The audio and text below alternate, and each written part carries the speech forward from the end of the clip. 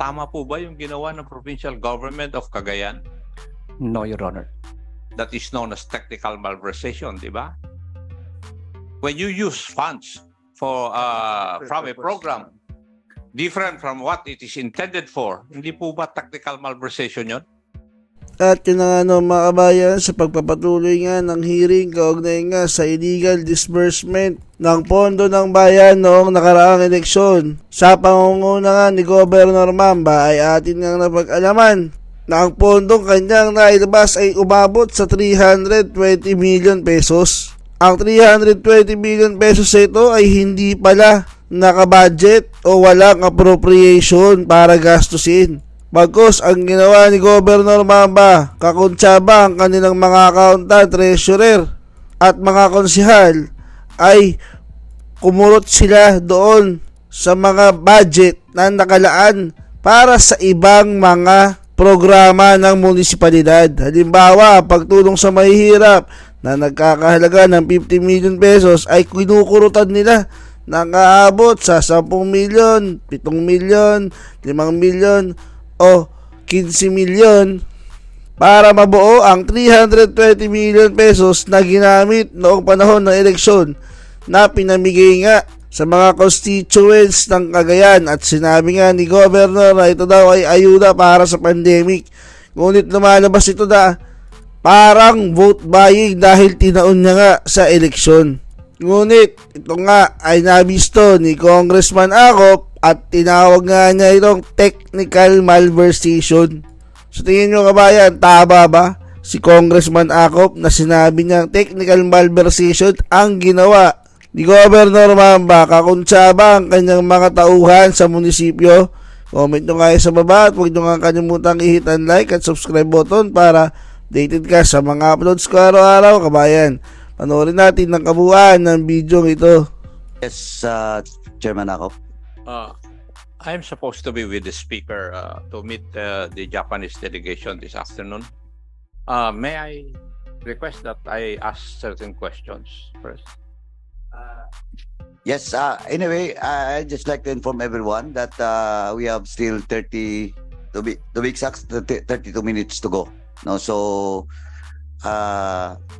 Chairman Acop, Thank you, Mr. with Chair. indulgence of Chairman, Co-Chair Flores, we will give the floor to Chairman Acop. Yes, sir. I will lead. Yeah, please proceed, Chairman Acop. Let's start from the very beginning. Kasi doon po nagsimula kung bakit nagkakamali-kamali na eh. Mr. Vice Governor,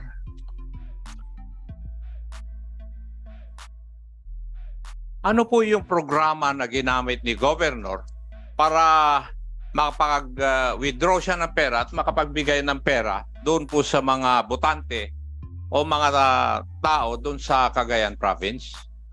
Good afternoon, Mr. Chair. It was about the COVID and pandemic assistance that he gave po based from my memory during campaign po ito.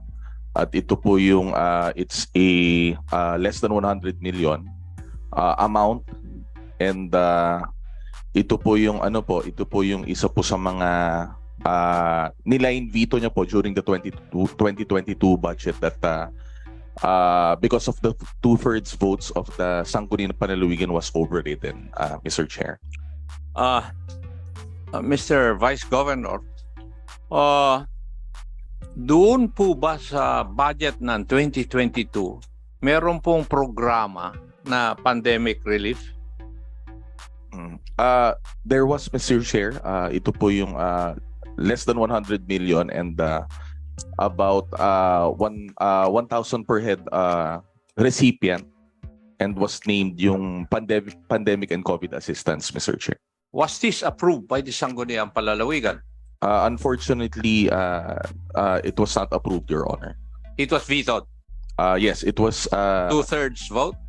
It was vetoed and was overridden by the Sangguniang Panlalawigan, Mr. Chair. And therefore, effectively, there were no funds for pandemic relief. Yes, Mr. Chair. Now, 320.8 billion was withdrawn from the Land Bank of the Philippines there in Cagayan to be spent for pandemic relief. Is that true? No, Mr. Chair. There was not even a program in the amount of more than 300 million for Cagayan that was approved by the Sangguniang Panlalawigan, Mr. Chair. Pero totoong nag-withdraw ng 320.8 million from the coffers of the government. Opo, basically nalaman po namin dito, Mr. Chair, because for how many times we asked that in the Sangguniang Panlalawigan but was not taken recognition.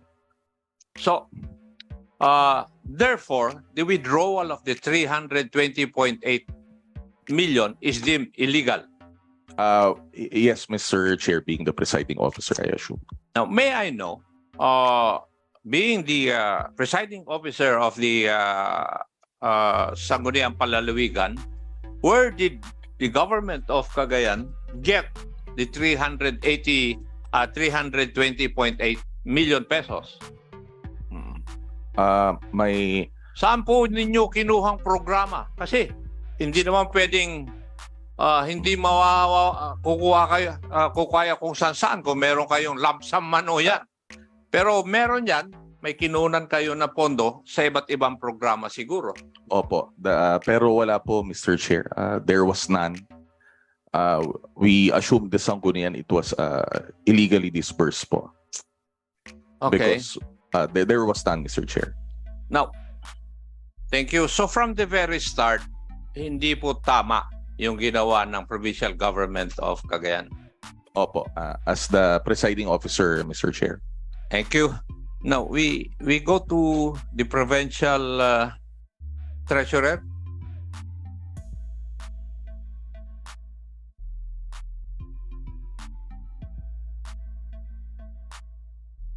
Yes, ma'am. Pwede po niyong sagutin sa akin? Saan niyo po kinuha yung 320.8 million?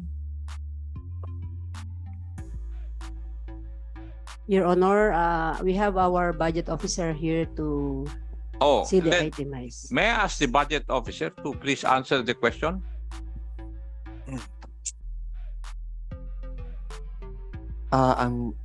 Your Honor, ang pagkaintindi ko po doon sa question ay yung regarding po doon sa cash advances.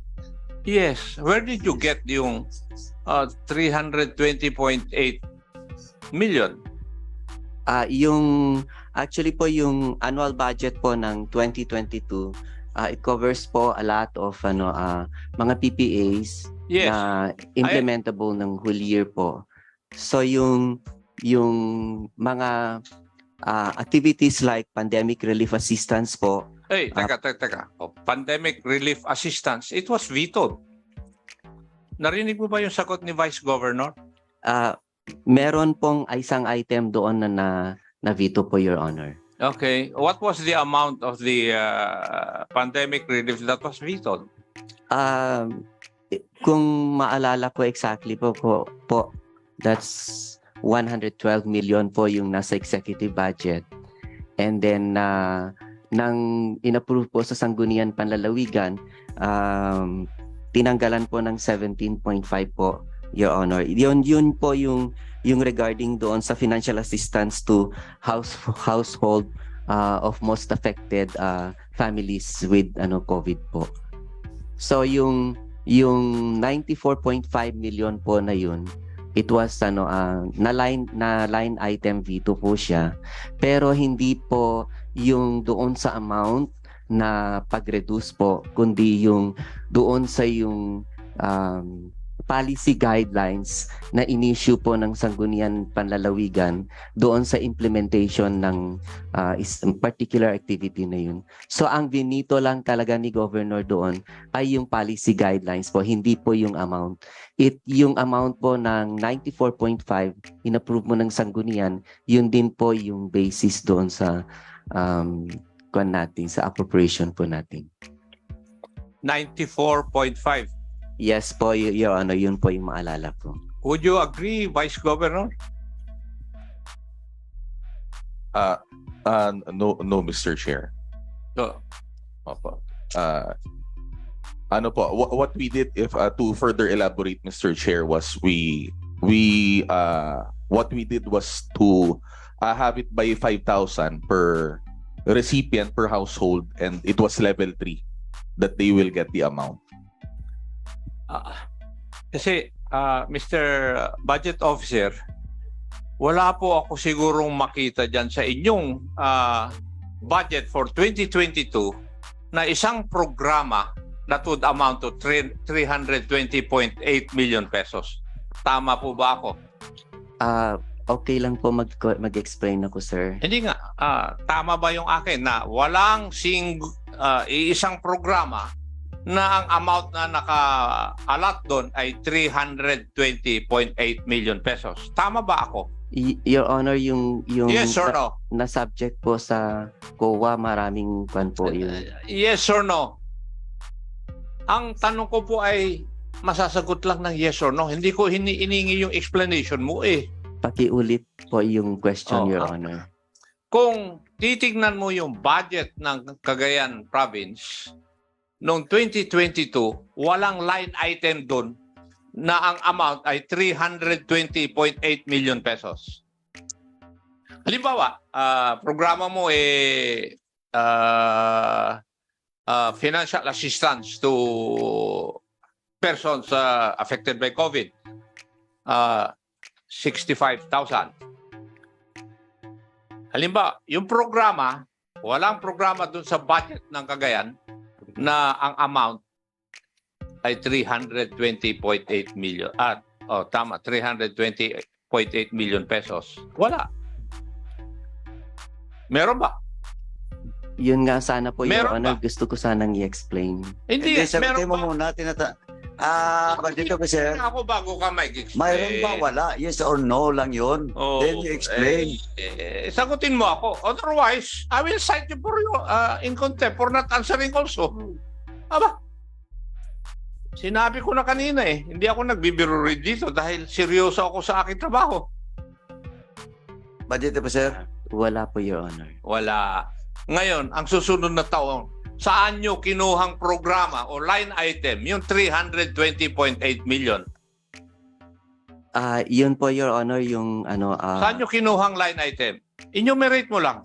yes po, Your Honor. Meron po yung sa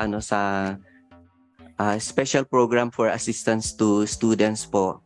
Special program for assistance to students. Magkano yung line item na yun? 8 million po, pero 8 million. ang na-utilize lang po ay 124 million. Hindi ko tinatanong yung kwan. Tinatanong ko lang kung saan nanggaling na line item yung 320.8. Yes po, 8 Mr. million. Ramirez, can you just answer the questions? Now, you can explain later, no?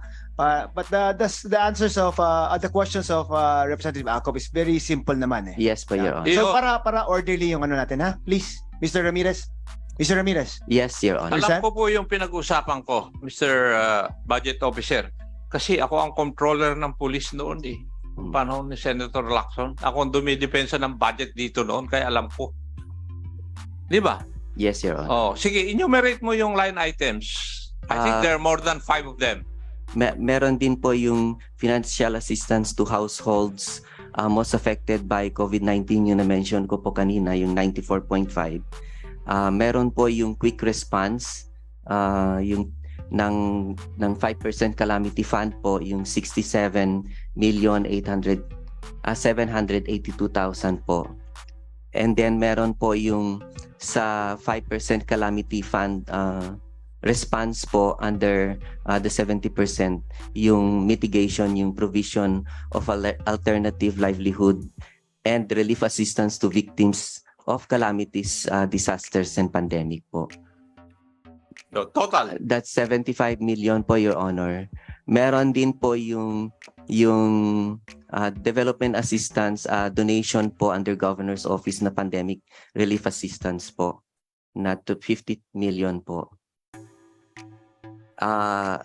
Meron yung relief assistance po ng municipalities affected by local insurgents na 27.796 million po, Your Honor. At saka yung financial assistance po under for indigent single parents na 2 million po. Hindi po siya exactly 320 po, kundi 320 million 78,000 po. Sa akala mo, Mr. Budget Officer, tama yung ginawa ninyo? Yes po, Your Honor. Tama. Would the COA answer the same question? Tama po ba yung ginawa ng provincial government of Cagayan? No, Your Honor. That is known as technical malversation, di ba?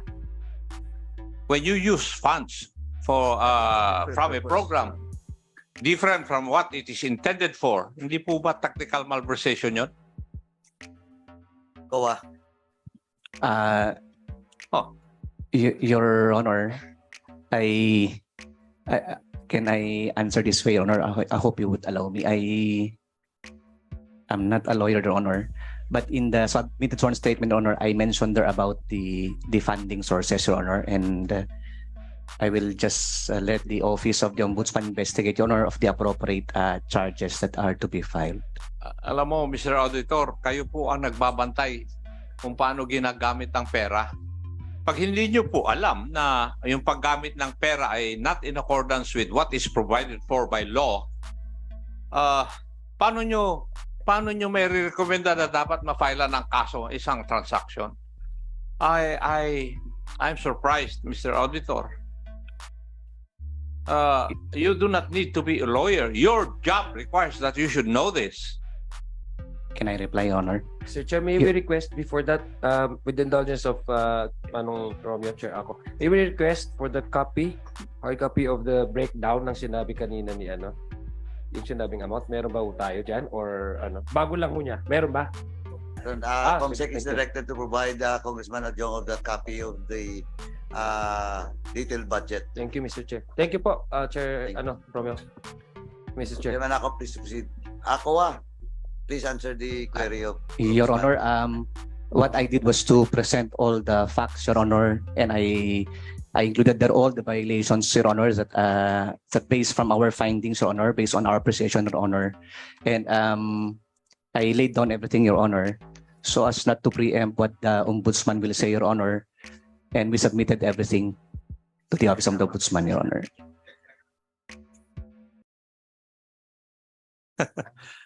Alam mo, Iho, kaya alam ko yun dahil ako nga ang controller ng PNP noon eh. At yun ang kinakaso sa mga disbursing officers. When they use the money intended for a certain program, for a different program which was not intended for, that's technical malversation. Hindi ko alam kung bakit hindi nyo alam yun, Mr. Auditor. Mr. Chair, malapit na dumating yung escortan ko papunta kay Speaker eh. So I suspend my interpellation, Mr. Chair, for the next hearing. Marami pong salamat sa oportunidad. Thank you, Chairman Akop. You're now excused. Anyway, we have 15 minutes left. So, yes, go. Gusto ko lang tanong sa budget officer, Mr. Chair. Yung sinasabi niyang sources of funds na ginamit niya, may appropriation ordinance ba yun? Lahat po yun, Your Honor, nakapaloob po sa 2022 annual budget. Yung annual budget po natin ay na-approve po enacted po yun. So under appropriation ordinance 2022, hindi ko na maalala yung the rest ng... Tanungin ko po si Vice Governor kung totoo ba yung sinabi ng budget officer. No, Mr. Chair. It was line vetoed by the governor. So, meaning to say they cannot use that unless there will be a decision of the Sangguniang Panlalawigan by 2/3 of override, sir, which we did of December po of last year, of 2022, Mr. Chair. Are you aware, Mr. Budget Officer, na yung sinabi ni Vice Governor na wala kayong basihan na appropriation ordinance? Bakit nyo ginastos yun? Your Honor, na-veto po, may line item veto po ang in-issue ni Governor po, Your Honor. At yung pag-override po nila, it was only at the latter part of the year, almost year end na po yun. na kasi yung under the rule po doon sa veto, kung hindi po siya overridden, reenacted po yung previous year's budget. Vice Gov, can you respond? Sir, it's very clear in the local government code that we can veto that by 2/3 of the Sangguniang Paliligan, and therefore the executive cannot use. They were the ones who vetoed it, sir. And you can see the time that they used, the element of time that they used. It's very short. Kaya for me, Mr. Chair, it's false po. That's why tinanong ko dahil governor ako eh. Mayor ako, alam ko yung sistema.